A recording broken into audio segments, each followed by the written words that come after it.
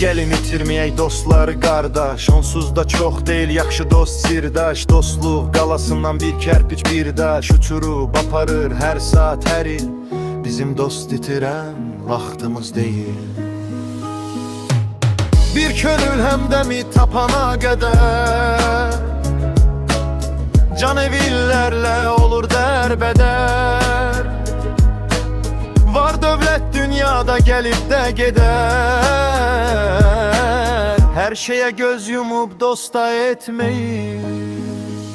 Bizim dost itirən vaxtımız deyil. Bizim dost itirən vaxtımız deyil. Dostluq qalası qurdumuq biz. Bizim dost itirən vaxtımız deyil. Tutmursa xasiyyət, tutmursa ürək, havayı duzladıb kəsməyə körək. Dostun hər cövrünə qatlaşıb gərək olaq, yaxşısına pisinə qail. Bizim dost itirən vaxtımız deyil. Onsuz da qısadır, dönüktür ömür. Talih biz deyəni həmişə demir. Ey dost, biz nə daşıq, nə də ki dəmir. Əsil dost yolunda iki qat əyil. Bizim dost itirən vaxtımız deyil.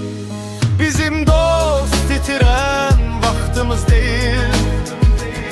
Bizim dost itirən vaxtımız deyil. Dostluq qalası qurdumu biz. Bizim dost itirən vaxtımız deyil. Dünyanı tutub haqalan deyilik, əbədi məskəndə salan deyilik. Ömrü bir də satın alan deyilik. Dostluqda hər anın qiymətini bil. Bizim dost itirən vaxtımız deyil. Canını istəsə dosta qurban de, dərdinə çarə qıl, ona dərman de. Dost sənə çor desə sən ona can de. Düşməni dost edir, xoş söz şirin dil. Bizim dost itirən vaxtımız deyil. Hafizlər ayaqda dosta ol dayaq, dostluğu müqəddəs bir nemət sayaq. Fitnə fəsadlara məhəl qoymayaq, çəkək nankorların gözlərinə mil. Bizim dost itirən vaxtımız deyil. Bizim dost itirən vaxtımız deyil.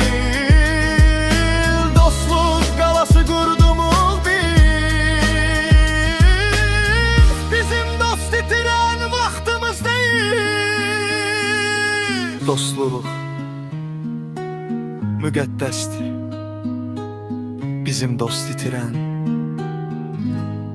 vaxtımız deyil, qardaş.